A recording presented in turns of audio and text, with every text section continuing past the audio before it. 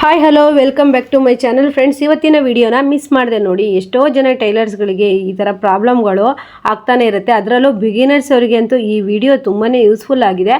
ಹಾಗೆ ಜೊತೆಗೆ ಒಂದೆರಡು ಮೋಟಿವೇಟ್ ಮಾತುಗಳು ಸಹ ಇದರಲ್ಲಿ ಇರುತ್ತೆ. ಮಿಸ್ ಮಾಡಿದೆ. ಬ್ಲೌಸ್ ಹೊಲಿಯೋದು ಕಲ್ತವರು ಸಹ, ಬ್ಲೌಸು ಹೊಲಿತಾ ಇರೋರು ಸಹ ಈ ವಿಡಿಯೋನ ನೋಡ್ಬೋದು.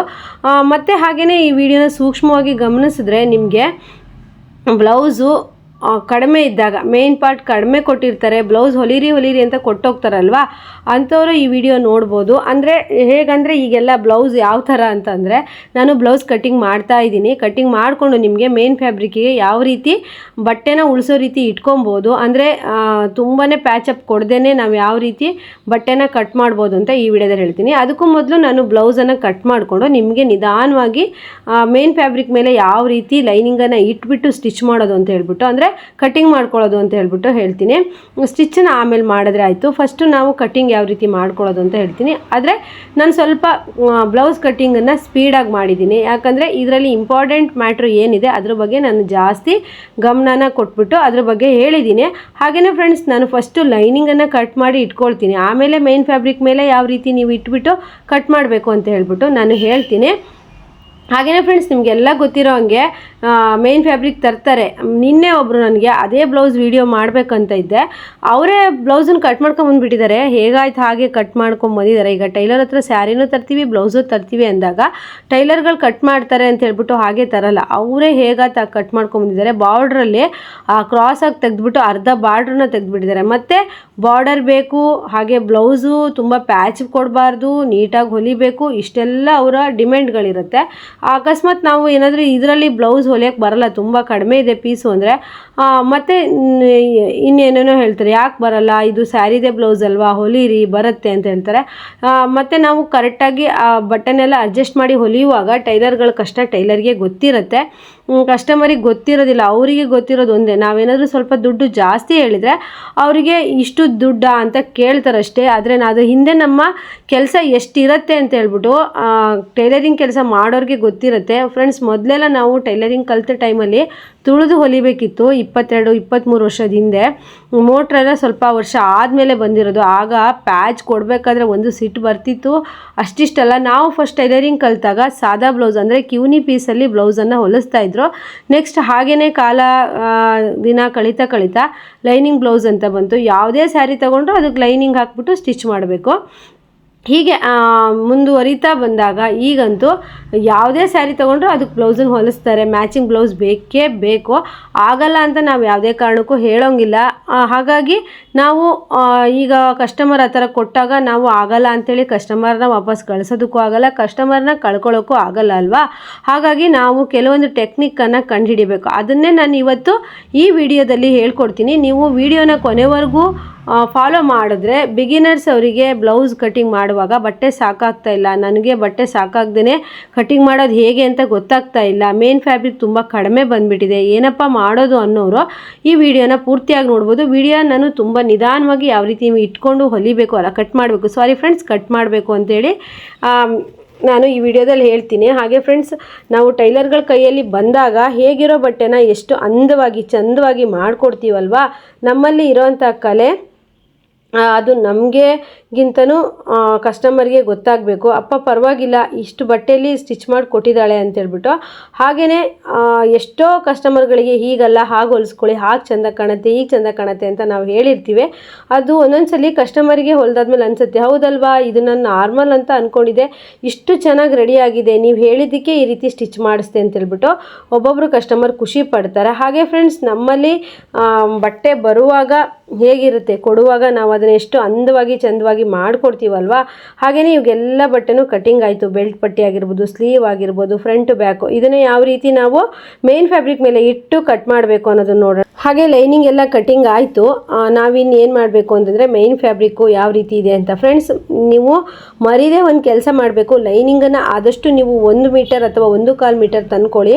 ಮೇನ್ ಫ್ಯಾಬ್ರಿಕ್ ಏನಾದರೂ ಕಡಿಮೆ ಕೊಟ್ಟಿದ್ರು ಅಂದರೆ ಲೈನಿಂಗಲ್ಲಾದರೂ ನೀವು ಸ್ವಲ್ಪ ಅಡ್ಜಸ್ಟ್ ಮಾಡಿ ಸ್ಟಿಚ್ ಮಾಡ್ಬೋದು. ಹಾಗಾಗಿ ಲೈನಿಂಗನ್ನು ನೀವು ಕಡಿಮೆ ತರಿಸ್ಕೊಂಡ್ರೆ, ಮೇನ್ ಫ್ಯಾಬ್ರಿಕ್ಕು ಕಡಿಮೆ ಇದ್ದರೆ ಬ್ಲೌಸು ಕಟ್ಟಿಂಗ್ ಮಾಡುವಾಗ ತುಂಬ ಸಮಸ್ಯೆ ಆಗುತ್ತೆ. ಹಾಗೆ ಸ್ಟಿಚಿಂಗ್ ಮಾಡುವಾಗ ಸ್ಟಿಚಿಂಗಲ್ಲೂ ಸಹಿತ ಹಾಳಾಗುವಂಥ ಸಾಧ್ಯತೆ ಇರುತ್ತೆ. ಆದ್ದರಿಂದ ನೀವು 1 ಮೀಟರ್ ಲೈನಿಂಗನ್ನು ಅಥವಾ 1/4 ಮೀಟರ್, ಇನ್ನೂ ದಪ್ಪ ಇದ್ದರೆ 1/4 ಮೀಟರ್ ಕಾಟನ್ ಲೈನಿಂಗನ್ನು ತರಿಸ್ಕೊಳ್ಳಿ.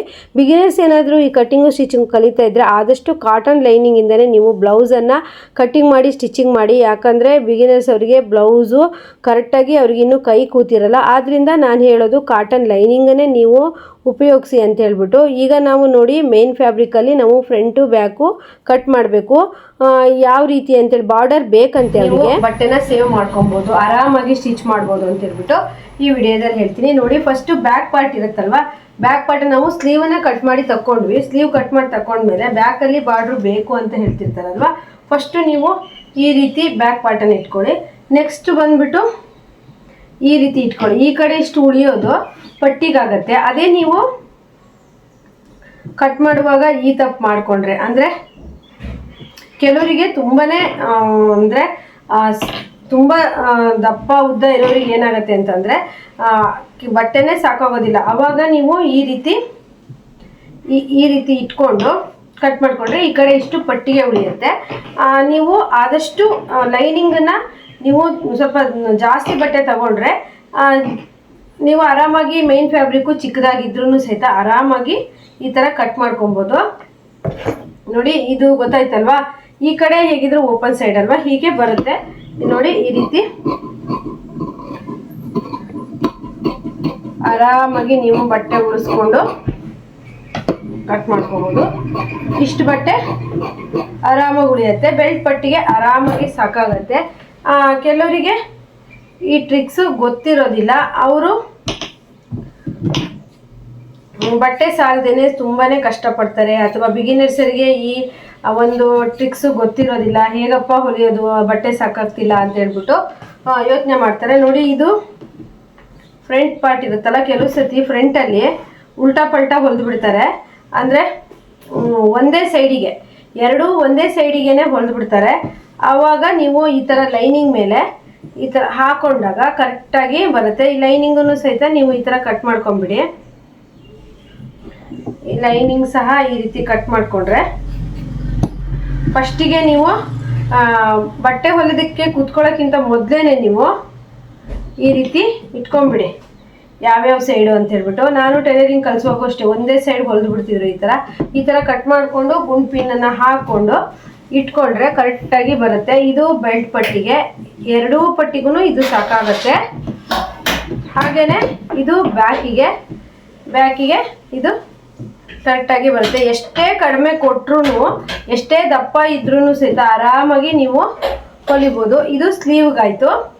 ಹಾಗೆ ಇಲ್ಲೊಂದು ಸ್ವಲ್ಪ ಬಟ್ಟೆ ಇರುತ್ತಲ್ವ, ಸ್ಲೀವ್ಗೆ ಇಲ್ಲಿ ಅಟ್ಯಾಚ್ ಮಾಡ್ಕೊಳ್ಳೋದಕ್ಕೆ ಬಟ್ಟೆ ಆರಾಮಾಗಿ ಉಳಿಯುತ್ತೆ.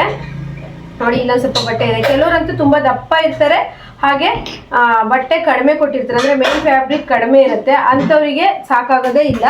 ಈ ರೀತಿ ನೀವು ಟ್ರಿಕ್ಸನ್ನು ಉಪಯೋಗಿಸಿದ್ರೆ ಸರಿ ಆಗುತ್ತೆ. ಇದರಲ್ಲಿ ನೀವು ಗುಂಡಿ ಪಟ್ಟಿ, ಕಾಜಾ ಪಟ್ಟಿ ಮಾಡ್ಕೋಬೋದು. ಹಾಗೆಯೇ ಇದರಲ್ಲಿ ಇನ್ನೊಂದು ಬೆಲ್ಟ್ ಪಟ್ಟಿ ಮಾಡ್ಕೋಬೋದು. ಈ ರೀತಿ ಟ್ರಿಕ್ಸಿಂದ ನೀವು ಬ್ಲೌಸ್ ಕಟ್ಟಿಂಗ್ ಮಾಡಿದ್ರೆ ಆರಾಮಾಗಿ ನೀವು ಒಂದು 10 ನಿಮಿಷದೊಳಗಡೆ ಬ್ಲೌಸ್ ಕಟ್ ಮಾಡಿ ಒಂದು 20 ನಿಮಿಷ 30 ನಿಮಿಷದಲ್ಲೇ ಬ್ಲೌಸನ್ನು ಹೊಲಿಬೋದು. ಬಟ್ಟೆ ಸಾಕಾಗಿಲ್ಲ ಅಟ್ಯಾಚು ಅಂತ ಹೇಳ್ಬಿಟ್ಟು ಒಂದು ಬ್ಲೌಸ್ ಹೊಲಿಯೋಕ್ಕೆ ತುಂಬ ಟೈಮನ್ನು ತಗೊಳ್ತಾ ಇದ್ದರೆ, ಇವತ್ತು ನಾನು ಹೇಳ್ಕೊಟ್ಟಿರೋಂಥ ಟ್ರಿಕ್ಸನ್ನು ಉಪಯೋಗಿಸಿ ನೀವು ಆರಾಮಾಗಿ ಬಟ್ಟೆನ ಕಟ್ಟಿಂಗ್ ಮಾಡ್ಬೋದು, ಸ್ಟಿಚಿಂಗ್ ಮಾಡ್ಬೋದು. ಹಾಗೆಯೇ ಬಟ್ಟೆ ಕಟ್ ಮಾಡೋದಕ್ಕೆ ತುಂಬ ಟೈಮ್ ತಗೊಳ್ತಿದ್ದೀವಿ ಅಂತಂದರೆ ಇವತ್ತು ನಾನು ತೋರಿಸ್ಕೊಟ್ಟಿರೋಂಥ ಒಂದು ಟ್ರಿಕ್ಸಿಂದ ನೀವು ಆರಾಮಾಗಿ ಬಟ್ಟೆನ ಕಟ್ ಮಾಡಿ ಹೊಲಿಬೋದು. ಬಿಗಿನರ್ಸಿಗೂ ಏನು ಒಂದು ಕಷ್ಟ ಆಗದೇನೆ ನೀವು ಬ್ಲೌಸ್ ಕಟ್ ಮಾಡಿ ಹೊಲಿಬೋದು. ಇವತ್ತಿನ ವಿಡಿಯೋ ನಿಮಗೆಲ್ಲ ಇಷ್ಟ ಆಗಿದೆ ಅನ್ಕೋತೀನಿ. ಹಾಗೆಯೇ ಫ್ರೆಂಡ್ಸ್, ಇನ್ನೂ ಬ್ಲೌಸ್ ಪೀಸ್ ತುಂಬ ಕಡಿಮೆ. ನೋಡಿ, ಇಲ್ಲೊಂದು ಬ್ಲೌಸ್ ಪೀಸ್ ಇದೆ, ಇದು ಅದೇ ಅಳತೆದು. ಇದು ಸ್ವಲ್ಪ ಕಮ್ಮಿನೇ ಇದೆ ಪೀಸು. ಇದು ಎಷ್ಟಿದೆ ಅಂದರೆ ಒಂದು 80 ಸೆಂಟಿಮೀಟರ್ ಇರ್ಬೋದು. ಈ ಬ್ಲೌಸ್ ಏನಾದರೂ ಹೊಲಿಯುವಾಗ ತುಂಬ ಕಡಿಮೆ ಬಂದಿದ್ದು ಪೀಸಲ್ಲಿ ನಾನು ಹೇಗೆ ಅಡ್ಜಸ್ಟ್ ಮಾಡಿ ಹೊಲಿಯೋದಂತೆ ಅವತ್ತಾದರೂ ನಿಮಗೆ ತೋರಿಸ್ಕೊಡ್ತೀನಿ. ನಾನು ಇವತ್ತು ಹೇಳ್ಕೊಟ್ಟಿರೋ ಟ್ರಿಕ್ಕನ್ನು ನೀವು ಫಾಲೋ ಮಾಡಿದ್ರೆ ಗ್ಯಾರಂಟಿ ನಿಮಗೆ ಬಿಗಿನರ್ಸ್ಗೆ ತುಂಬ ಹೆಲ್ಪ್ ಆಗುತ್ತೆ. ನೀಟಾಗಿ ನೀವು ಸ್ಟಿಚ್ ಮಾಡ್ಕೊಬೋದು. ಯಾವುದೇ ಅಳತೆ ಕೊಡಲಿ ಅಥವಾ ಎಷ್ಟೇ ದಪ್ಪ ಇರಲಿ ಅವರು, ನೀವು ಆರಾಮಾಗಿ ಟ್ರಿಕ್ಸ್ ಉಪಯೋಗಿಸಿದ್ರೆ ಬೆಲ್ಟ್ ಪಟ್ಟಿಗಾಗಿರ್ಬೋದು, ಸೈಡ್ ಅಟ್ಯಾಚಿಗೆ ಎಲ್ಲಕ್ಕೂ ಸಾಕಾಗುತ್ತೆ. ಇವತ್ತಿನ ವಿಡಿಯೋ ಇಷ್ಟ ಆದರೆ ಲೈಕ್, ಶೇರ್, ಕಮೆಂಟ್ ಮಾಡಿ. ನೆಕ್ಸ್ಟ್ ವಿಡಿಯೋದೊಂದಿಗೆ ಮತ್ತೆ ಬರೋಣ. ಎಲ್ರಿಗೂ ಬಾಯ್.